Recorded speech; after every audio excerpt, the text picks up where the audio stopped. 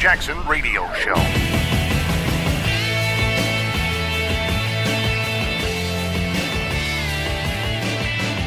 While I was out, I heard that there is not to be any more emailing or texting after work hours, or you could be fined. This came about in New York City, and I'm not surprised by this because liberals are always looking for a way to get out of something. Now, look, I understand that you have a life.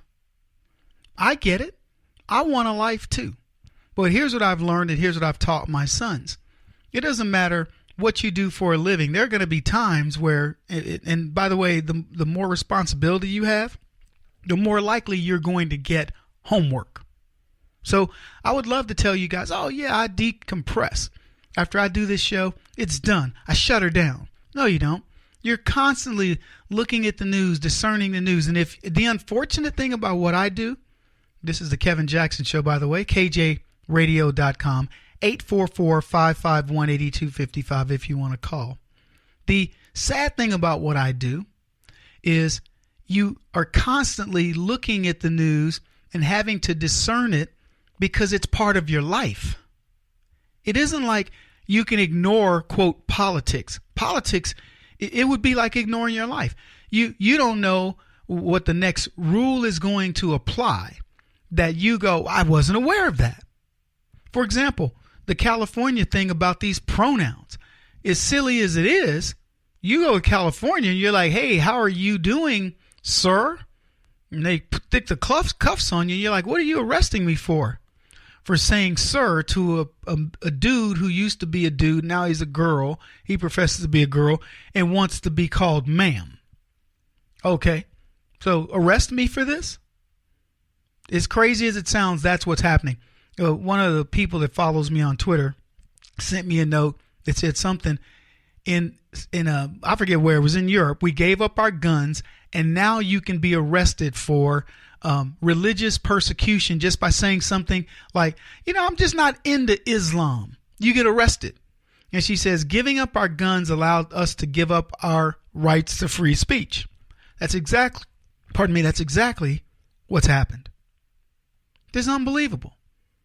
So now in New York, no more texting and emailing after work. And this was a story that just got me while I was away. I said, when I come back, no matter when it is, I'm going to talk about this because I think this is a big deal.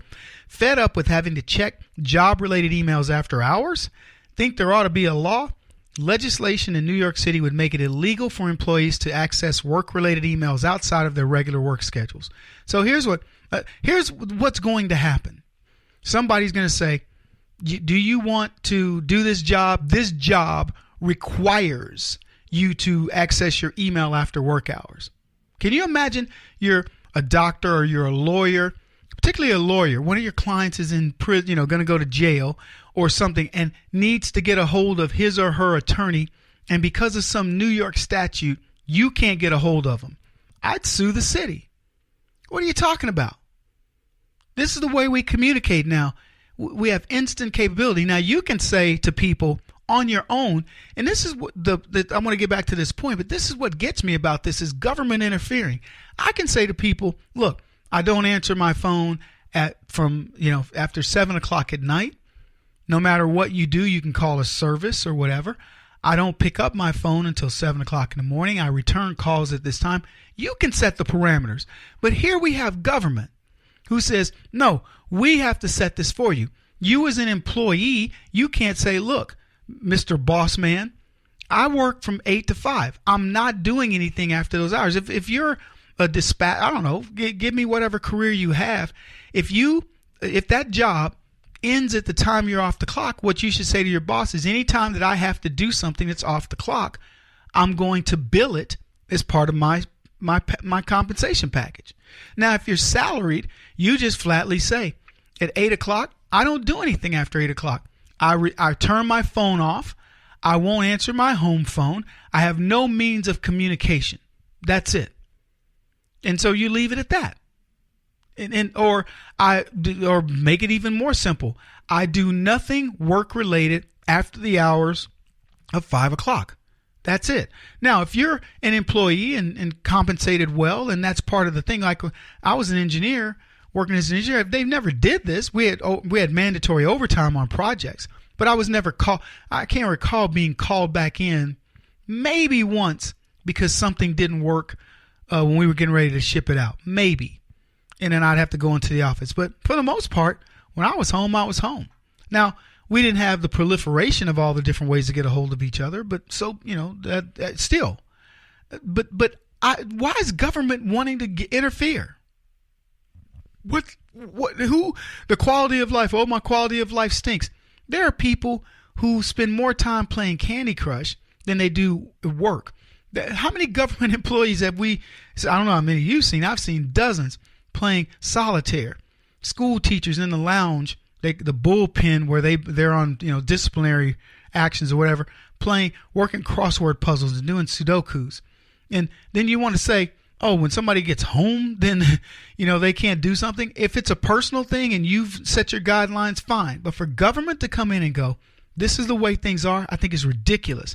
But Rafael Espinal, 37th District in New York, wants to introduce this bill and give New Yorkers what they call the right to disconnect.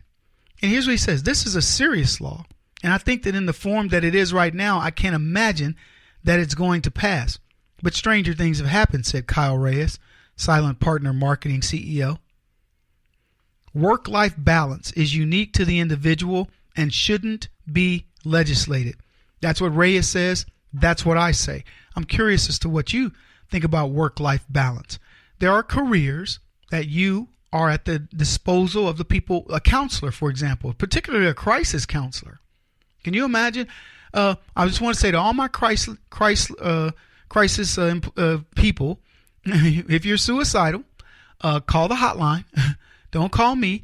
If you're having a serious anxiety attack or whatever, don't talk to me.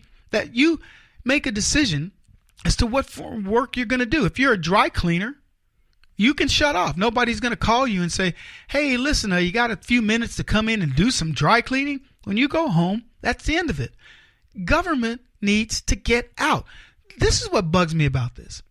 There was a guy sitting around that went, I see people on their phones all the time, and I heard of friends that have had to go back to work and do things, and I think it's unfair, and I don't want to have to do it.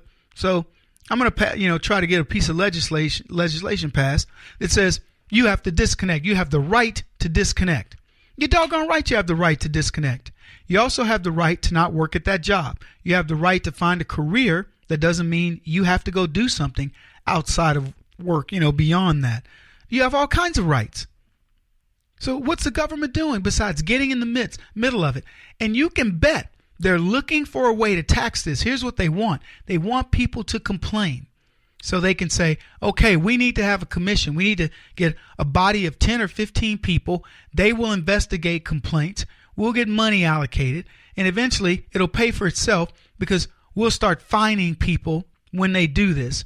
And I can see this thing exploding because that's how government grows. And that bureaucracy is what they want to count as real jobs. It's pathetic. Seriously is.